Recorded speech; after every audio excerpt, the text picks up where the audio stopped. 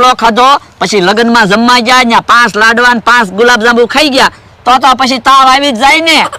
પણ લાડવા અને ગુલાબજાંબુ ખાધા એમાં કઈ તાવ નથી આવ્યો. તો એ લાડવા અને ગુલાબજાંબુ ને એવું ખાઈને પછી વાડીએ આવ્યા તો મને કે બહુ ખવાઈ ગયું, તો મેં કીધું નાઈ નાખો, તે પાછા ઠંડા પાણીથી નાયા. જો બોલો, વેલા 5 વાગે જાગ્યા, ઠંડા પાણીએ નાયા, પછી લીંબુ પાણી પીધું, પછી છાશ ને રોટલો ખાધો, પછી લગ્નમાં જમવા ગયા, ત્યાં 5 લાડવા ને 5 ગુલાબજાંબુ ખાધા, અને પછી પાછા ઠંડા પાણીએ નાયા, તો તાવત આવે ને બીજું શું થાય? પણ ઠંડા પાણીથી નાયા એમાં કઈ તાવ નથી આવ્યો. તો પણ કેમ તાવ આવ્યો ઈ કે ને, મગજની નસું શું કહે? એ ઠંડા પાણીથી નાયા પછી સિંગ વેચવા ગયા થા, તો સિંગ નો ભાવ ન આવ્યો, તો પાછા આવીને મને કે મને તાવ આવ્યો. ઠીક, હાલો તો હવે હું ભોળા દાદાને ઓલી વાડીએ લઈને જાઉં. એ ભોળા દાદા ક્યાં ગયા? ઈ આમ પડ્યા.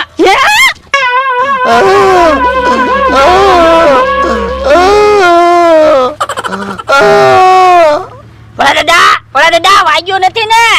એ બહુ નથી વાગ્યું. હે બોલ્યા બહુ નથી વાગ્યું લાગતું. હારું છું, બહુ વાગ્યું નહીં. એ બોલો ઊભો તો કર. એ હારું.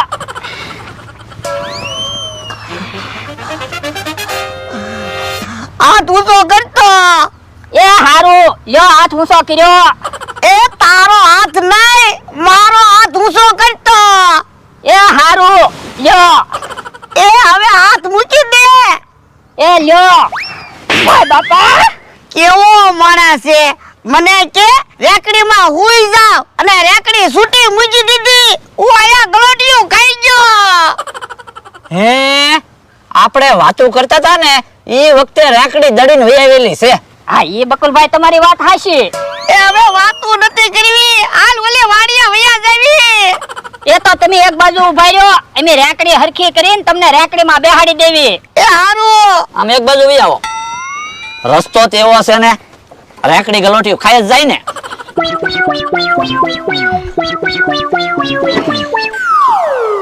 હાલો હવે રેકડીમાં બેસી જાઓ. એ હારું.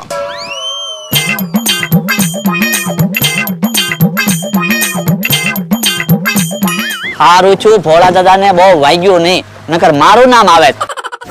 લ્યો બોલો, ભોળા દાદાને એની વાડીએ જઈને આવ્યો, ન્યાય ઈવડાઈ નથી, ક્યાં ગયા છે?